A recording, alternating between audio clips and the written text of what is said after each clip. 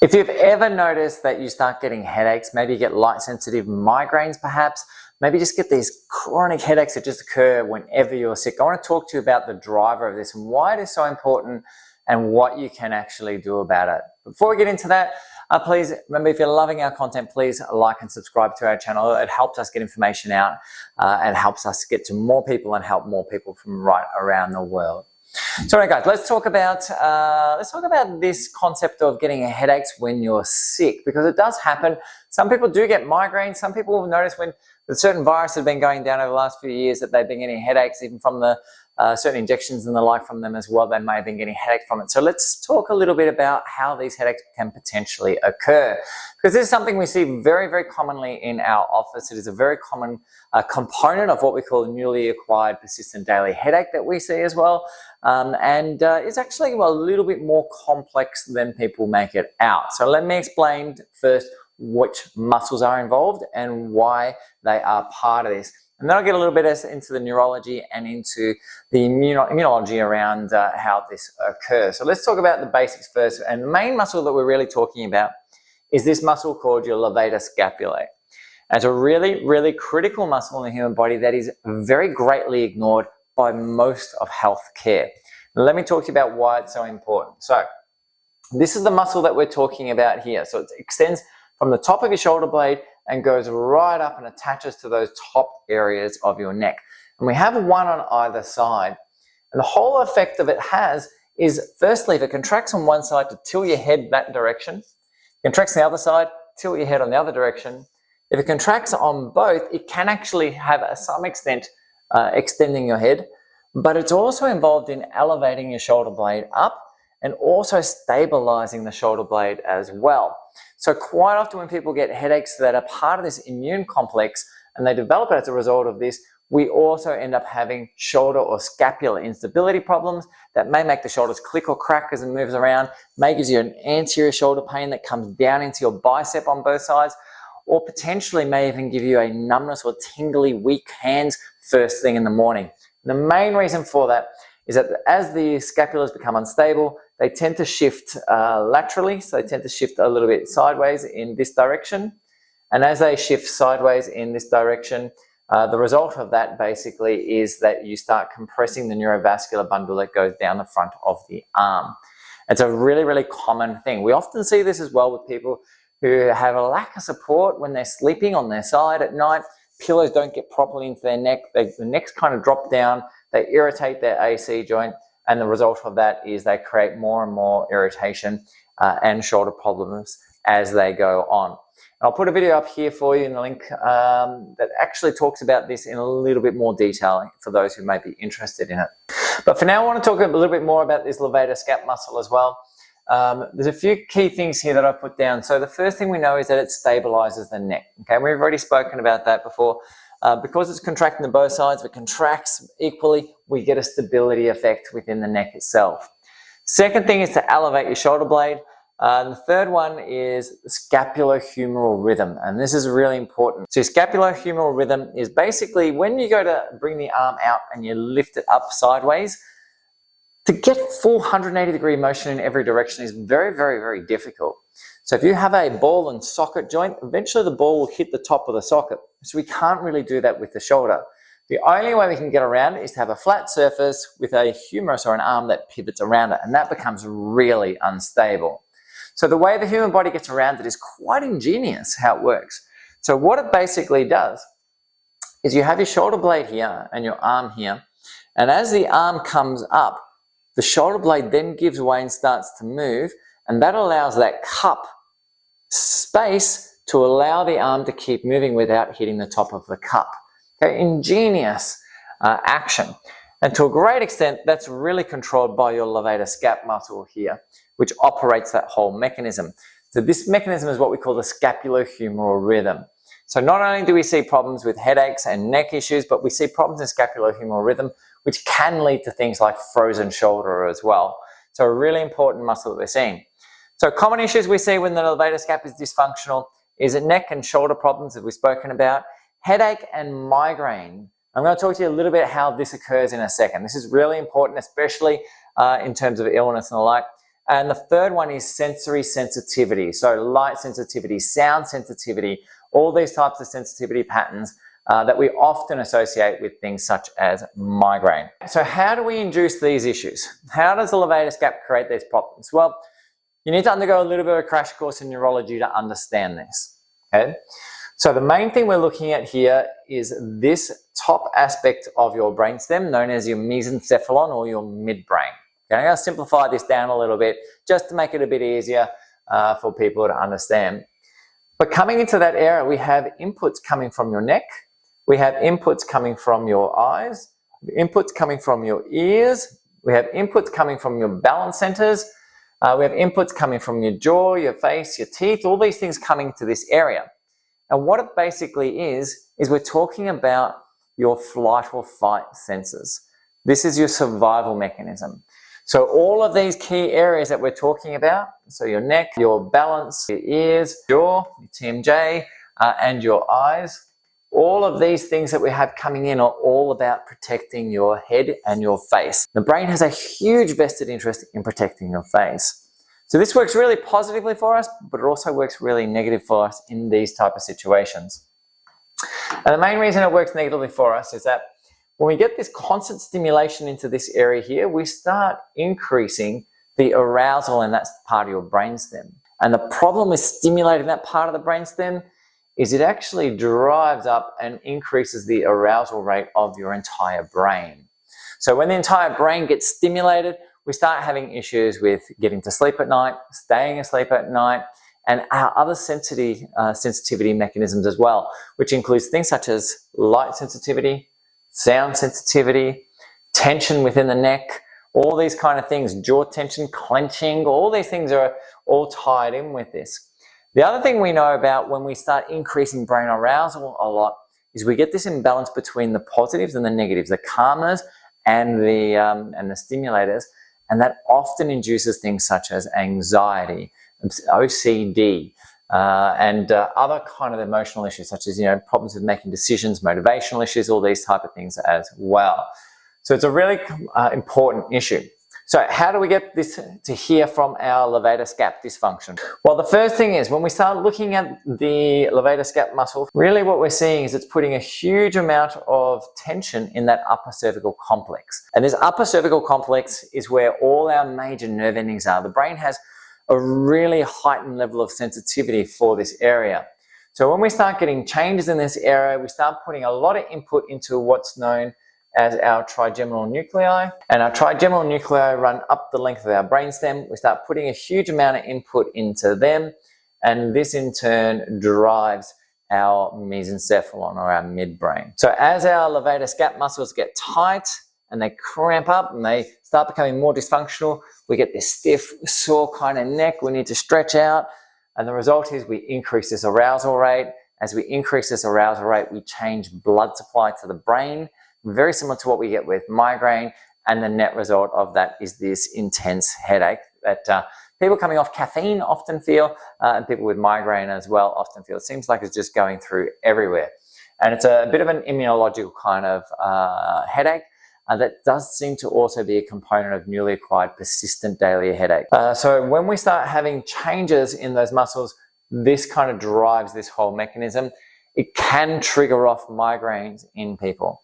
So again, if we break it down, increased sensitivity here, we get neck stiffness and neck tightness. So that's cause and effect. We often get changes in our balance as cerebellar function changes as well. We get sensitivity within our hearing, we get sensitivity within our vision. So now we don't like lots of noises around us. We just want one noise source all the time. People talking everywhere, loud, echo environments, distance drive us crazy, screaming kids.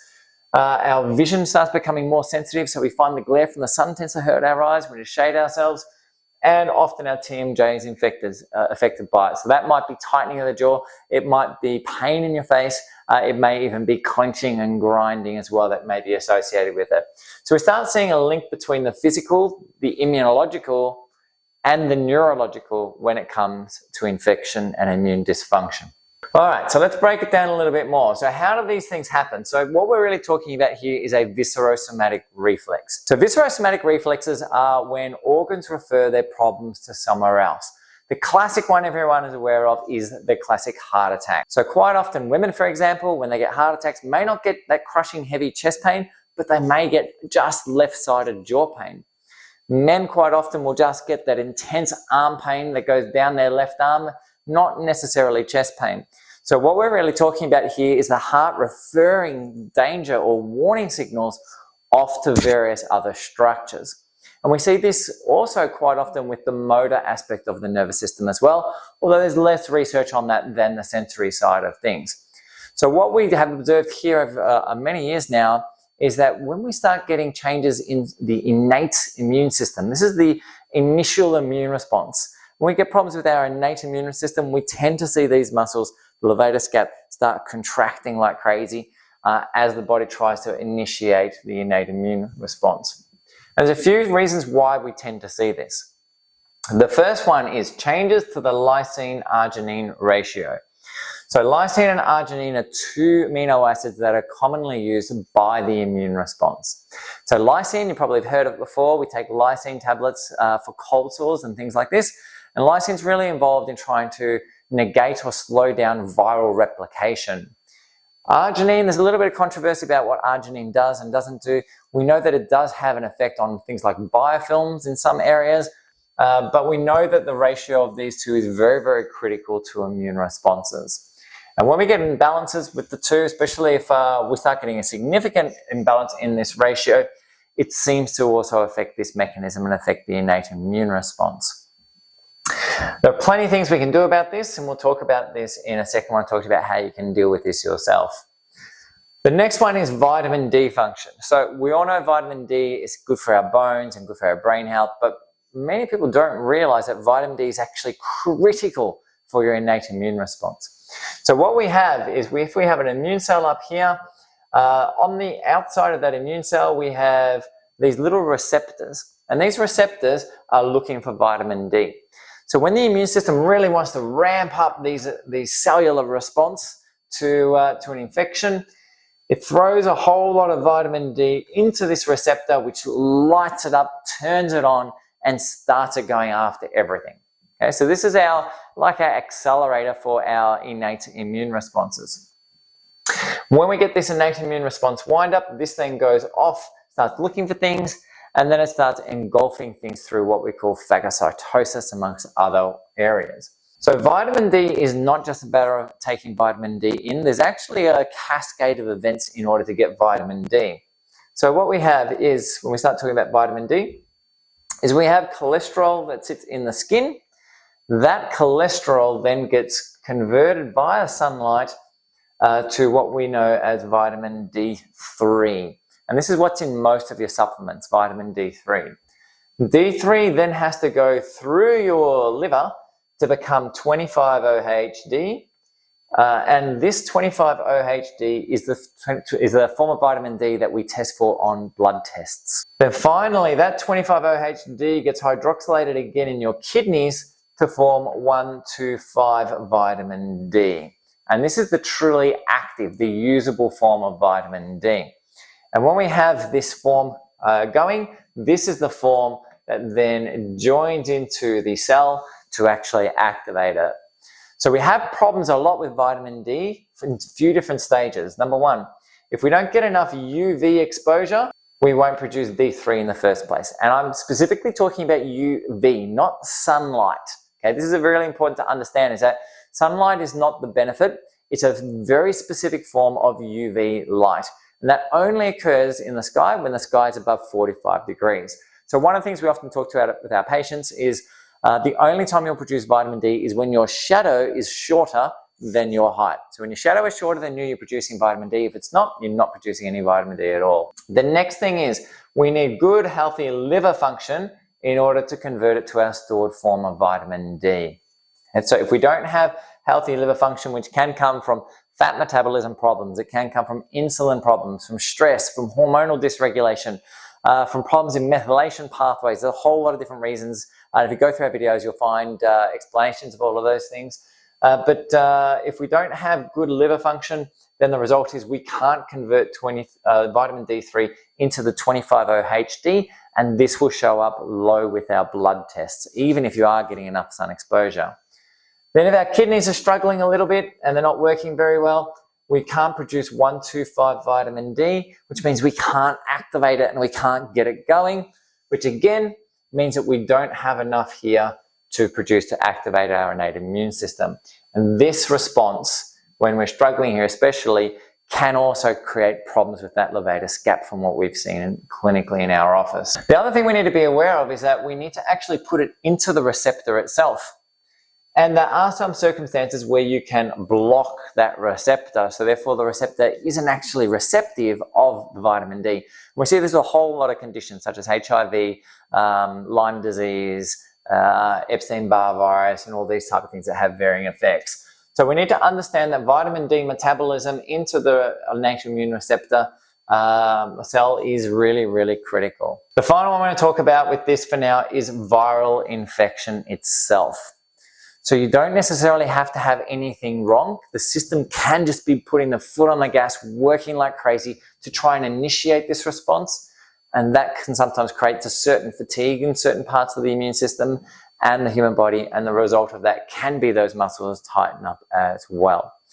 So if you're getting this broad kind of headache that kind of goes everywhere throughout the head, you can't really locate it, seems like it's just all over the place, and you're not quite feeling 100%, and sometimes this infection stuff can be a trigger for it from what we see.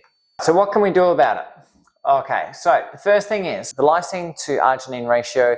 There's a whole lot of nutrients that affect that. Two of the most important ones though that are involved in that are zinc and manganese. So these are two things that we can try to change here. And you don't need to do a lot. All you need to do is just push into the levator scap muscle, just push into it, see if it's tender, then try stimulating the nervous system. Sometimes this works really well, sometimes it doesn't. Sometimes you need to be properly checked. But sometimes if you just put one of these products on the tongue itself, if it is having an effect neurologically, you may find that the tenderness reduces. And that could potentially be a potential therapeutic agent for you. In terms of vitamin D, really what we're talking about, make sure you're getting the sun exposure, make sure you don't have a high carbohydrate intake that's impeding fat metabolism through insulin. And then really what we want to look at is if we're supplementing vitamin D, vitamin D3 is the most common form of vitamin D that you will find available. And it's pretty effective, not overly effective, but it is pretty effective at getting vitamin D levels up. However, if there's any chance that there's liver changes in some way, shape or form, or if you don't respond to vitamin D3 supplementation, then we need to bypass the liver.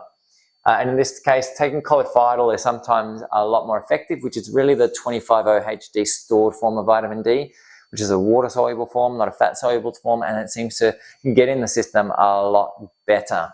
So that's another option if you're finding D3 isn't working. And if we're talking about viral loads and getting rid of viral loads and trying to break this down, there are a ton of supplements and herbals you can use as antiviral agents. Elderberry is one which works really well for this type of stuff from our experience. And the other thing about elderberry is actually one of the few herbals and hydroethanolic herbals that actually tastes pretty good. You know, it has a very kind of raspberry taste to it. So even kids seem to tolerate elderberry quite well. Clove is a very potent antiviral agent. Again, it's one of those that doesn't taste very good. Sometimes even putting a few bits of a few cloves into a water bottle and drinking through that throughout the day can actually help with that as well.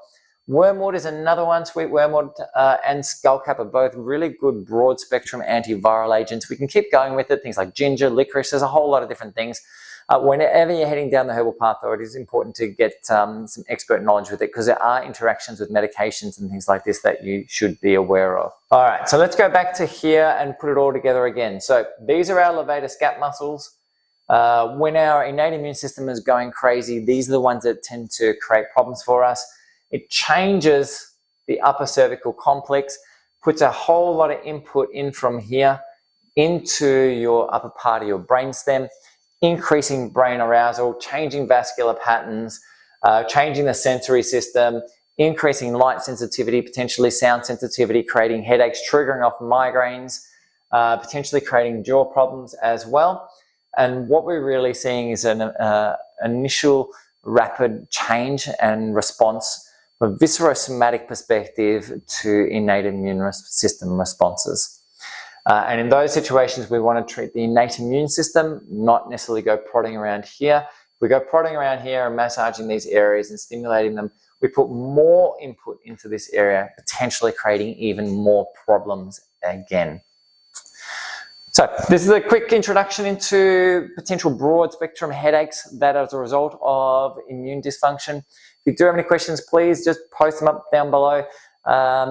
We're always getting information out like this. Please like and subscribe our channels. If you want to get in contact with us, please reach us on our Facebook page or otherwise via our Instagram account. My team's always here, happy to help you out. If you are suffering with this migraine or newly acquired persistent daily headache, I do have an ebook, which is our ultimate guide that talks about all the different nutrients you can use to help calm it down. We'll put the link below if you are interested. Jump onto that and you can download a copy of it. It's a really in-depth manual that talks about these mechanisms plus all the ways that you can potentially sort it out. Anyway, I'm Trevor Jakuti from SpineWise, and for now, we'll catch you in the next vid. Bye for now.